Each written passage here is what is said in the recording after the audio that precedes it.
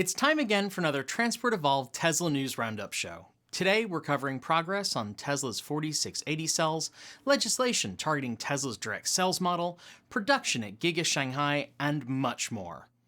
Because there's been a lot of big Tesla news stories these past 2 weeks, we've covered several bigger stories in longer feature videos. We'll drop links in the comments below.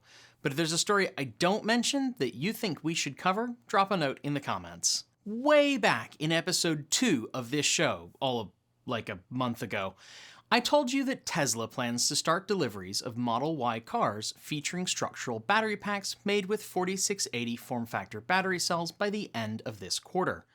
Now, it's no secret that Tesla time, Elon time, and the concept of linear time as we know it don't always line up so well, but we thought there was good reason to believe Tesla would hit this particular target. And we were right.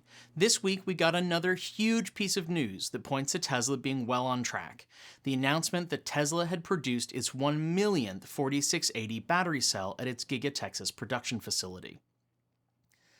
Tesla has been pinning a lot of its future roadmap on the new form factor cell it developed with Panasonic, but Panasonic has said it won't go into series production on the 4680 until next year, and CATL, BAK, and LG Energy, all of which are working on 4680 cells in conjunction with Tesla, haven't started series production yet either, although BAK announced it intends to start this year.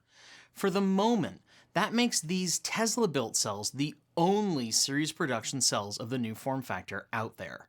The 4680 cylindrical battery cell is somewhere between innovative and iterative in its design, and Tesla says it will bring down cell and battery pack production costs while improving battery pack energy density, performance, and reliability.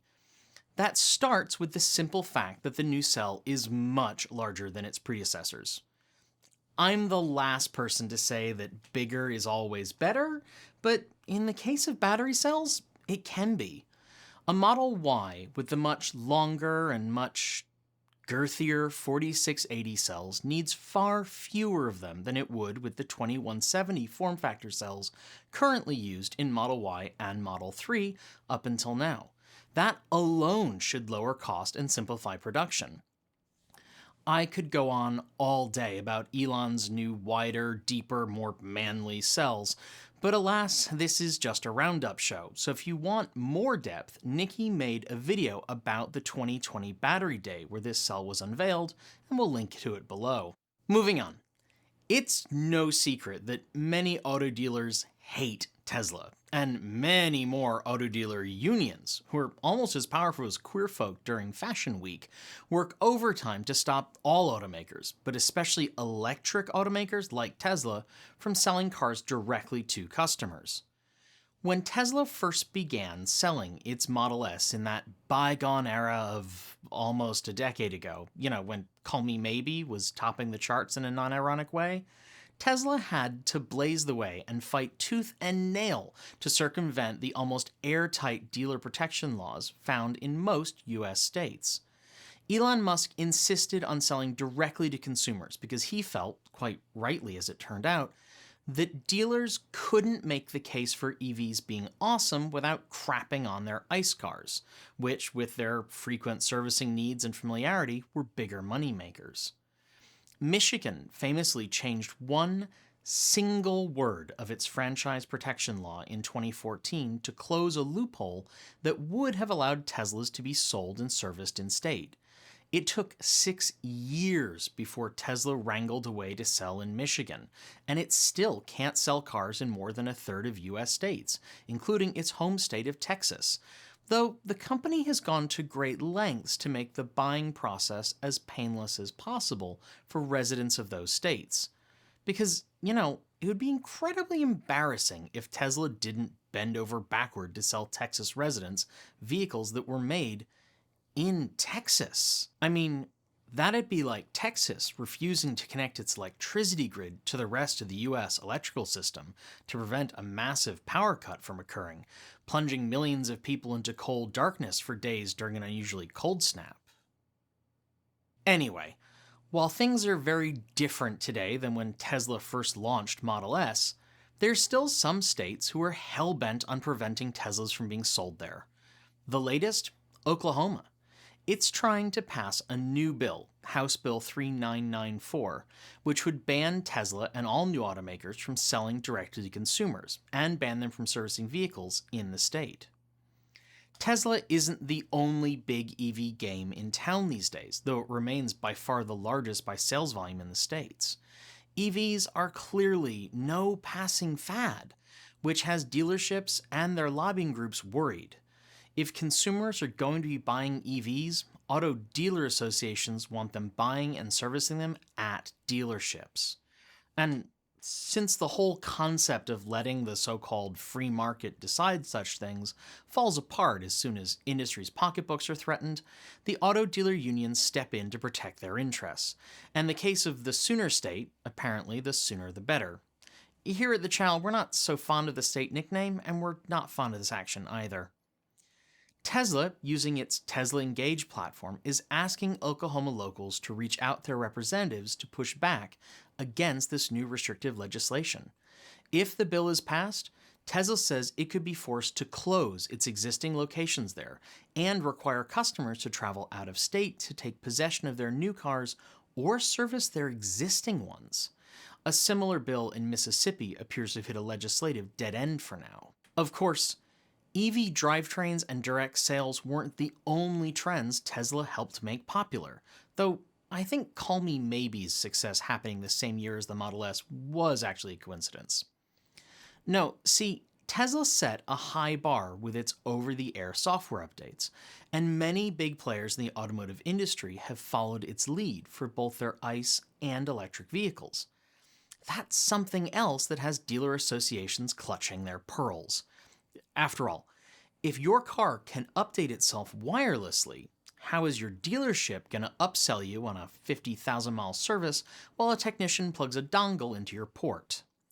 Clean Technica reports that West Virginia House Bill 4560 would, among other things, ban automakers from sending over-the-air updates rather than requiring vehicles to come into a dealership or service center for software changes, which would of course mean paying a servicing fee. It's tempting to say, wait, no automaker would stand for that. But it's really important to remember that automakers have surprisingly little influence on a state level compared to dealerships. Tesla has disrupted the auto industry, and I think this is the tip of the iceberg for said industry, particularly dealership associations pushing back, so watch this space. Turning our attention to the other side of the globe, and in case anyone has doubts, it is a globe, we have Tesla's Giga Shanghai. Data from China's Ministry of Industry and Information Technology, according to Twitter user Troy Teslike, who has a good track record of getting this stuff right, shows that Tesla produced over 68,000 cars there in January of 2022. Some sources online suggest the plant will build more than 800,000 vehicles this year, though most analysts suggest that figure will be lower due to time off for the Chinese New Year. Honestly, we here at the channel think it could go either way. The year is young, and Tesla has beaten production estimates many times before. Regardless, Giga Shanghai is going to be churning out serious vehicle numbers throughout 2022. I can't overstate how wild Tesla's ramp-up in vehicle production has been, and Giga Shanghai is a big part of that. I've talked about this before, but Tesla delivered 100,000 vehicles for the first time just 5 years ago, and last year it did almost 1 million cars, with a massive nearly 30% gross automotive margin, all in the face of global supply chain disruptions that affected the entire auto industry. This year's numbers look certain to blow last year's out of the water. Those numbers could still fall short of analyst predictions, though, if Tesla can't get its Giga Berlin plant operational, which continues to be a headache. Multiple changes to the plant added to the red tape and regulatory hurdles, and now concerns about water usage threaten to further delay the start of production there. Tesla may be one of the more water-efficient automakers, but building cars still requires huge quantities of water, which is a problem for a plant built in an area facing steady declines in groundwater levels. With climate change threatening to diminish groundwater reserves and planned Giga Berlin plant expansions poised to require more water than originally discussed, it's an understandable concern. On the other hand, many people have pointed out that a local coal mining operation is currently soaking up vastly more water than Tesla's most pessimistic projections would require, so take everything with a pinch of salt. Or don't, since that'll leave you pretty thirsty. Now for something light. The USA has, at long last, ended its absurd ban on adaptive matrix headlights. These lights can selectively dim or cut off portions of their projected beam to avoid blinding oncoming drivers. In their most sophisticated form, they can also project all sorts of images onto a wall, or in some cases onto the road in front of the car. Many premium automakers have been using this technology for some time in regions outside the US.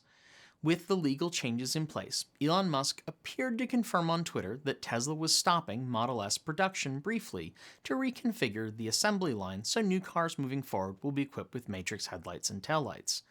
This is some seriously cool sci-fi tech, and it's good to see it at last coming to the USA. Some Chinese-built Model 3s and Model Ys are already using adaptive matrix lights, so expect that technology to also come to US-built 3s and Ys soon. There may even be some roaming around with the hardware already, just waiting for an OTA update. Finally, and I mean that in more ways than one, Tesla's begun Model Y deliveries in Great Britain. While the Y has been available in much of the world for some time now, places that drive on the wrong, left, side of the road have had to wait longer to get access to Tesla's Model 3 based crossover.